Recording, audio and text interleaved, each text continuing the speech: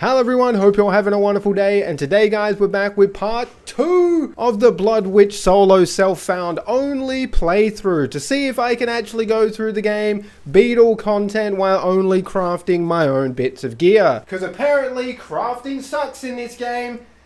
Yeah, I mean, who are we kidding? It does kind of suck a little bit, doesn't it? So we have officially beaten New Game Plus and we bulldozed our way all the way to the finish line, boys. The New Game Plus run was twice as fast. Bonestorm is still deleting everything. And we're still feeling pretty goddamn tanky. Now this video is going to be a little bit shorter than usual. Yoo-hoo! I know, right? You have to listen to this bloody yobbo for any longer than you have to. And that's mainly because I haven't really changed too much with this build, but I still did want to provide you guys with an update, just so you can see how the Blood Witch is performing and how it went through New Game Plus. And like I said before, we demolished New Game Plus. We just absolutely blitzed through that pretty quickly, especially now that the build is starting to take some shape, it's starting to take some form, and it's now starting to pump out some very respectable damage. And at the time of recording this video, we are comfortably running through tier 10 and tier 12 waystones. Keep in mind, I have my Atlas tree pretty much maxed out, so we are kind of doing like max maps, if you want to call it that. I mean, we do have a lot of extra mob density, and I think we have more magic and more rare spawns, so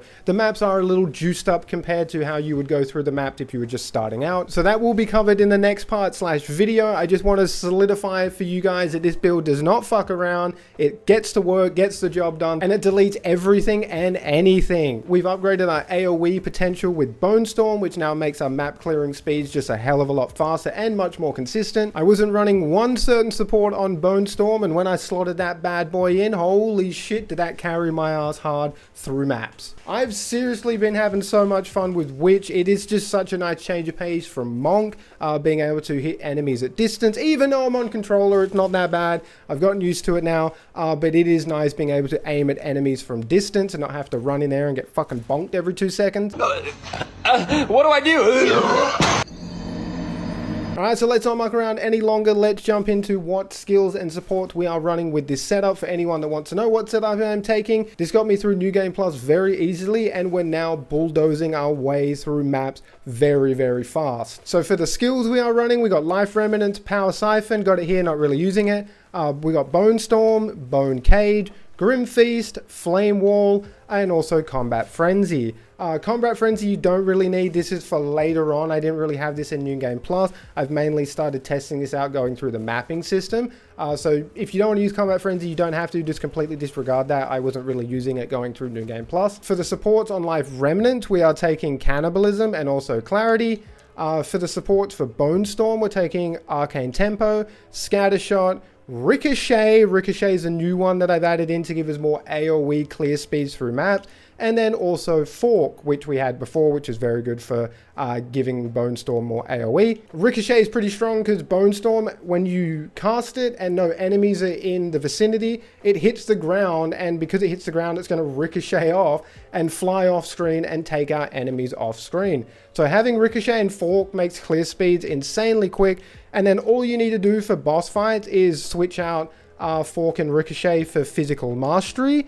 And then I do have the my other support gems on Bone Blast here. You can also put Brutality on if you want, and you can also take Considering Casting too if you have like the 5 link. My main setup now with the 4 link is just physical mastery over Fork, and then I usually put Considering Casting over Ricochet, which does give us 17,000 damage for Bonestorm, which is pretty nice, especially considering we're solo self-found.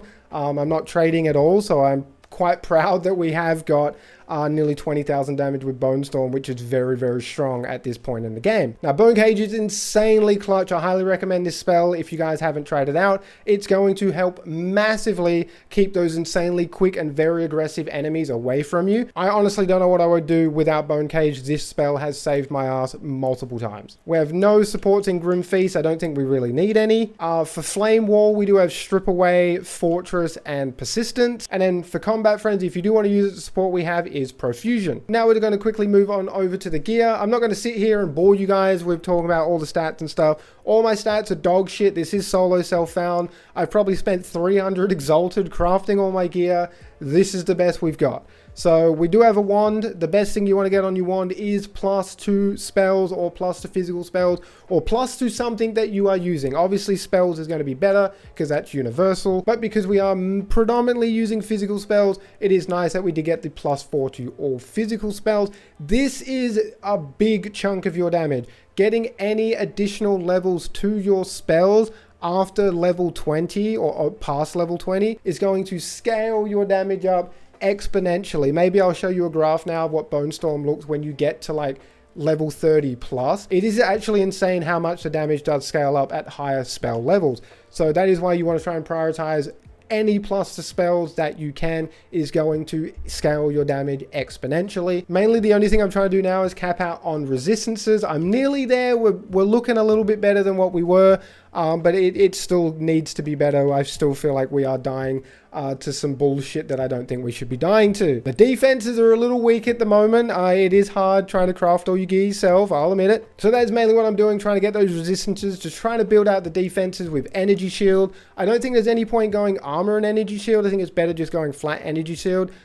If you can go armor energy shield, let me know. I might actually switch to that and try it out just for more layers of defense, but for now I'm just going energy shield. I am still running the Midnight Braid unique belt. This is very handy because it is just giving us those elemental resistances, and also damage taken gets recouped as mana. We are running mind over matter, so mana is basically, our mana is just another health pool. Any damage we take, just refilling that mana pool is going to be very beneficial to our survivability. I did just put these boots on, the Bushwhack Lizard Scale boots. You do not need these. I was running just a regular pair of boots with resistances and movement speed on them.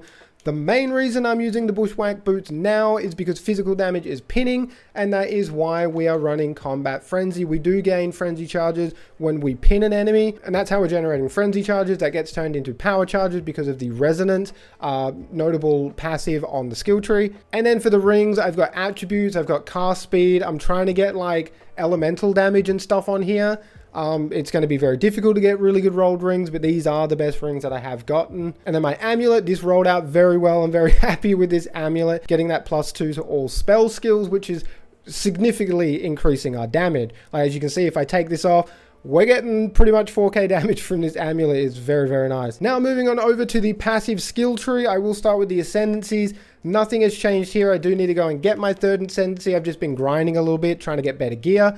So yeah, nothing's changed with ascendancies. We're still taking Sanguimancy and also Blood Barbs. Now I'm not going to sit here and bore you guys explaining the whole passive tree. I will quickly glaze over each section of the passive tree. Maybe you guys can pause it and copy. Maybe I'll friggin' just do a rough build planner so you guys can, if you do want to copy my setup, you can. This is pretty similar to a lot of other Blood Witch setups. I am going to try and use power charges, try and do something different, but for the most part it is a pretty similar witch setup to a lot of other people's passive trees. I'm sure if you wanted to try this setup, you could just slot their passive tree and take a few things differently and it would probably work. So this is where we left off with the passive tree. I think we had all this.